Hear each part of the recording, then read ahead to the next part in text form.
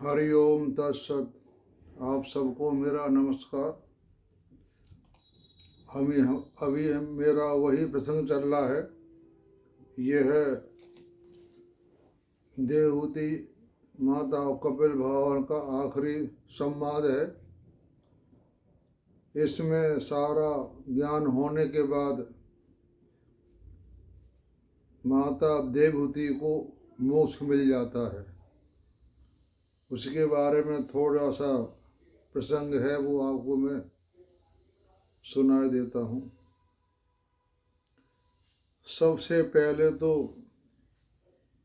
यह बात जो शुरुआत में हुई थी वह हुई थी कि जो इनकी कर्दम मुनि ने जब शादी की थी तो उनकी एक ही शर्त थी कि मैं ब्याह तो कर लूँगा, लेकिन मैं गृहस्थाश्रम में तभी तक रहूँगा जब तक कोई बच्चा नहीं होगा। उसके बाद मैं अपने सन्याश्रम को ग्रहण कर लूँगा, क्योंकि ये सन्यासी शुरू से रहे हैं, इनका काम पूजा पाठ का है।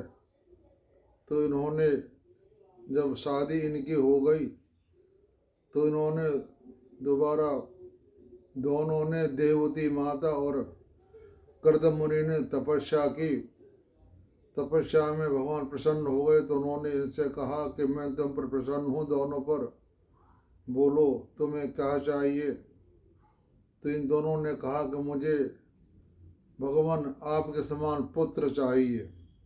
तो इन्होंने कहा कि मैं अपने समान पुत्र तो कहाँ से ला सकता हूँ, मैं आपके यहाँ आकर के खुद जन्म लूँगा। उसके बाद ये चले आए और उसके बाद भगवान की कृपा से इनके यहाँ पर कपिल देव ने जन्म लिया या प्रकट हुए। उसके बाद कर्दम ने देखा कि उनके यहाँ साक्षात देवादिदेव श्री हरि ने अवतार लिया है, तो वे एकांत में उनके पास गए और उन्हें प्रणाम करके कहने लगे कि आपने पाप कर्मों के कारण इस दुखमय संसार में नाना प्रकार से पीड़ित हुए पुरुषों पर देवगण तो बहुत काल बीतने पर प्रसन्न होते हैं, किंतु जिनके स्वरूप की योगी जन अनेकों जन्मों के साधनों से सिद्ध हुई सुदृढ़ समाधि के द्वारा एकांत में देखने का प्रयत्न करते हैं, अपने भक्तों की रक्षा करने वाले वे श्री हरि हम विषय लोलुपतियों के द्वारा होने वाली अपनी अवज्ञा का कुछ भी विचार न कर आज हमारे घर अवतीर्ण हुए हैं। आप वास्तव में अपने भक्तों का मान बढ़ाने वाले हैं और आपने अपने वचनों को सत्य करने और सांख्य योग का उपदेश करने के लिए ही मेरे यहाँ अवतार लिया है। सांख्य कहते हैं ज्ञान योग के, कि आपने सांख्य योग का उपदेश देने के लिए ही मेरा यहाँ पर आपने जन्म लिया है। और आपके जो चतुर्भुज आदि अलौकिक रूप हैं वे ही आपके योग्य हैं, तथा जो मनुष्य सदृश रूप आपके भक्तों को प्रिय लगते हैं वे भी आपको रुचिकर प्रतीत होते हैं। और आप वंदनीय हैं। आप ऐश्वर्य, वैराग्य, यश, ज्ञान, वीर और श्री इन 6 ऐश्वर्यों से पूर्ण हैं। भगवान में ये 6 गुण होते हैं: ऐश्वर्य, वैराग्य, यज्ञ, ज्ञान, वीर और श्री। इन 6 ऐश्वर्यों से जो होता है वही ब्रह्म भगवान होता है। मैं आपकी शरण में हूँ भगवान, आप पर ब्रह्म हैं, सारी शक्तियाँ आपके अधीन हैं। प्रकृति, पुरुष, महतत्व, काल, त्रिविध, अहंकार, समस्त लोक एवं लोकपति पालों के रूप में आप ही प्रकट हैं। तथा आप सर्वज्ञ परमात्मा ही इस सारे प्रपंचों की चेतन शक्ति के द्वारा अपने में लीन कर लेते हैं। जब प्रलय होती है तो आप सभी को अपने आप में लीन कर लेते हैं। फिर आप अपने आप ही संसार की सृष्टि की रचना आरंभ कर देते हैं। उसका विधान तो मैं आपको बता ही चुका हूँ पहले। और प्रभु आपकी कृपा से मैं तीनों ऋणों से मुक्त हो गया हूँ। 3 ऋण होते हैं, ऋषि के, पितरों के और देवताओं के। ये मनुष्य के 3 ऋण होते हैं। तो भगवान कहते हैं कपिल मुक्करदेव जी के 3 ऋणों से मैं मुक्त हो गया हूँ। क्योंकि ऋषियों का जो ऋण होता है वो शास्त्र धर्म ग्रंथ पढ़ने से पूरा होता है। पितृण पूरा होता है, जो हमारे पितरों ने काम किया है, संतान पैदा की है, उनका पालन किया है, वो भी मैंने आपकी कृपा से हो गया है। और देवताओं का ऋण होता है कि उनकी तपस्या पूजा करके, तो वो भी आपकी कृपा से मैंने पूरा कर लिया है। मैंने तीनों ऋण पूरे कर दिए हैं। अब मुझे आज्ञा दीजिए, मैं अपने संन्यास को जा रहा हूँ। जब इस प्रकार कपिल भगवान का जन्म हो जाता है, उसके बाद श्री कपिल भगवान के वचन सुनकर कर्दम जी की प्रिय माता देवती ने मोह का पर्दा अलग कर दिया और तत्व प्राप्ति पादक सांख्य शास्त्र के ज्ञान की आधार भूमि भगवान श्री कपिल जी को प्रणाम करके उनकी स्तुति करने लगी। तो मैंने आपको ये वनगमन की बात सुना दी कि कर्दम जी जब कपिल देव ने भगवान ने अवतार ग्रहण कर लिया था, उसके बाद कपिल मुनि चले जाते हैं। उसके बाद जब कपिल भगवान अपनी माता को सांख्य ज्ञान का उपदेश देते हैं, इसके बाद में आत्मज्ञान संपन्न होकर भी ऐसी व्याकुल हो गई जैसे बछड़े के बछुड़ जाने से उसे प्यार करने वाली गौ, यानी पति भी चले गए और पुत्र यानी कपिल भगवान भी उनको ज्ञान दे करके चले गए।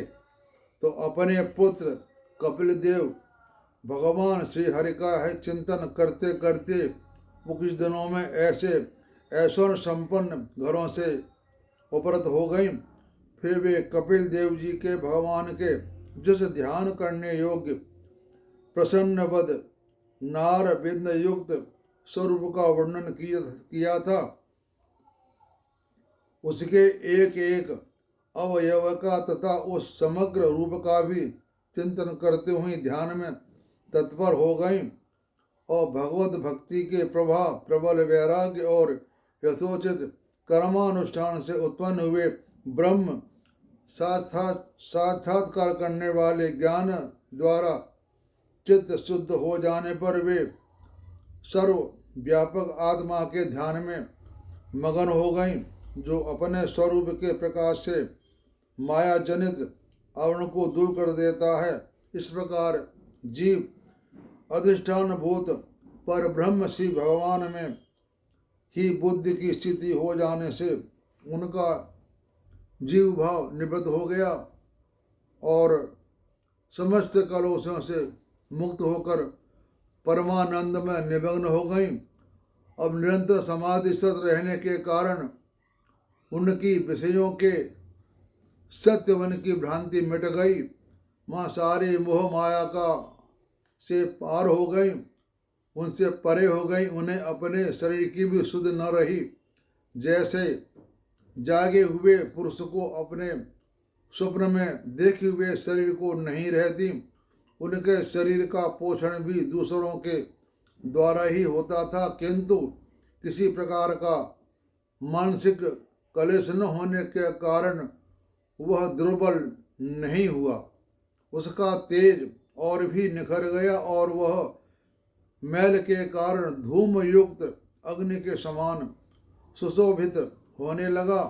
उनके बाल विधुर गए थे और वस्त्र भी गिर गया था, तथा निरंतर श्री भगवान में ही चित लगा रहने के कारण उन्हें अपने तपो योगमय शरीर की कुछ भी शुद्ध नहीं थी, केवल प्रारब्ध ही उसकी रक्षा करता था। यानी हर मनुष्य का प्रारब्ध ही रक्षा करता है, क्योंकि उन्होंने तपस्या की थी। इस प्रकार देवहूति कपिल देव जी के बताए हुए मार्ग के द्वारा थोड़े ही समय में नित्य मुक्त परमात्मा स्वरूप श्री भगवान को प्राप्त कर लिया। और उसके बाद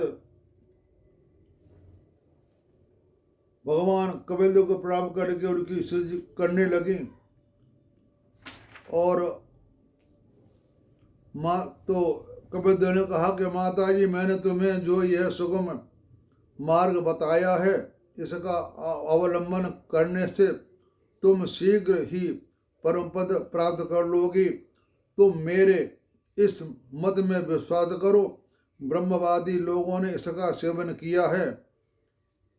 इसके द्वारा तुम मेरे जन्म मरण रहित स्वरूप को प्राप्त कर लोगी। यानी तुम जन्म मरण से तुम्हें मुक्ति मिल जाएगी। तुम्हें कभी किसी माता के गर्भ में दोबारा नहीं जाना पड़ेगा। जो लोग मेरे इस मत को नहीं जानते, वे जन्म मरण के चक्र में पड़े रहते हैं। इस प्रकार अपने श्रेष्ठ आत्मज्ञान का उपदेश कर श्री कपिल देव जी अपनी ब्रह्मवादिनी जननी की अनुमति लेकर वहाँ से चले गए। तब देवहूति भी सरस्वती के मुकुट सदृश अपने आश्रम में अपने पुत्र के उपदेश किए हुए योग साधना के द्वारा, योग अभ्यास के द्वारा अपने समाधि में स्थित हुई और उनको मोक्ष की गति प्राप्त हो गई। तो मैं कपिल भगवान को नमस्कार करता हूँ। भगवान ऐसी बुद्धि सबको दे, सबके घर में आकर के सबको ज्ञान शिक्षा दे। तो मैं इस बात की आशा करता हूँ भगवान सबकी बुद्धि ठीक रखे, सबको मोक्ष की प्राप्ति हो। और मैं अपनी वाणी को विराम देता हूँ। आप सबको मेरा नमस्कार हो। ओम शांति है, शांति है, शांति है।